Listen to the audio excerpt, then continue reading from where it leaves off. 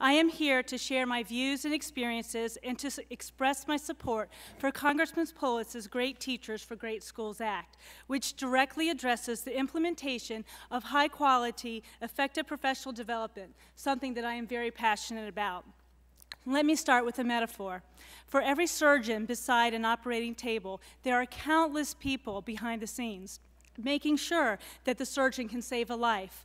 For every teacher in the classroom, we have specialized professionals to support them, help them solve problems, encourage them, and make sure that their students are receiving the best instruction possible. I am one of those professionals. Like surgeons, teachers cannot effectively perform in isolation. They require teamwork, continuous professional development, and improvement. However, most schools are not organized to support valuable teamwork. School structure and tradition forces many teachers to teach alone in isolation from their colleagues.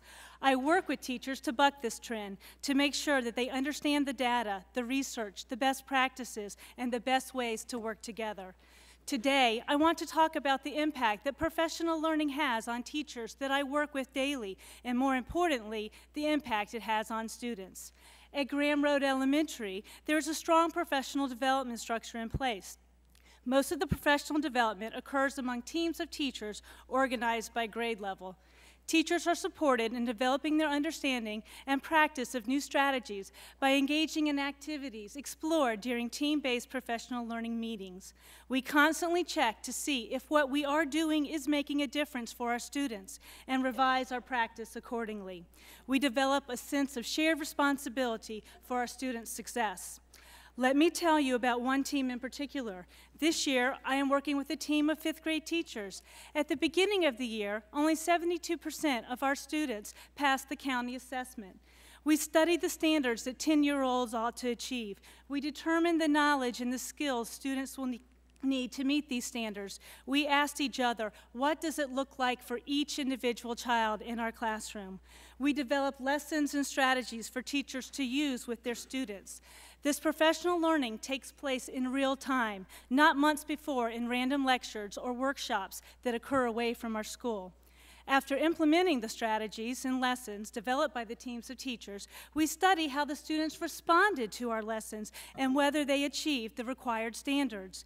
We immediately know if the students are achieving or not, and we determine why.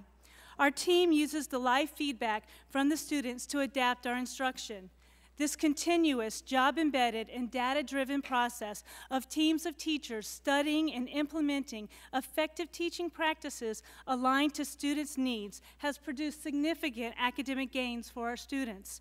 1 week ago, we retested our students, and 91% of them passed. That is an increase of 19 percentage points gained in less than one full academic year. How did this happen?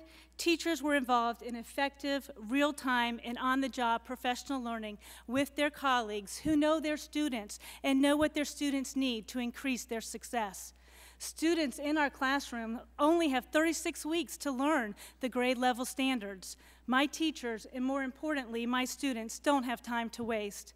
Collaborative professional development allows them to learn from each other and access the tools and strategies they need when they need them to help our students achieve. A teacher I coached once said, as a brand new teacher and having a personal connection to a coach who understood curriculum and structure and the culture of the school gave me more support than anything else that was offered. Being able to rely on a coach to come into my classroom and not judge, but support my instruction increased my ability to support each individual student I taught.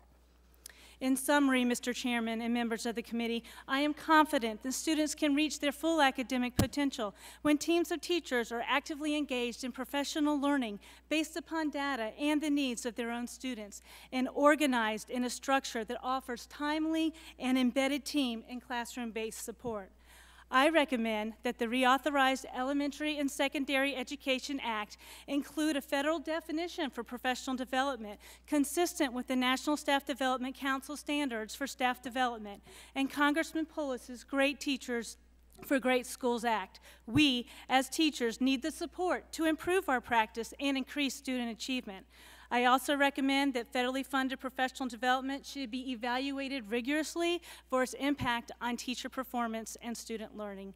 Finally, please provide dedicated resources so that districts can build capacity and provide time and support to implement effective professional development in all schools. Achievement for all students depends on investing in it now. Thank you.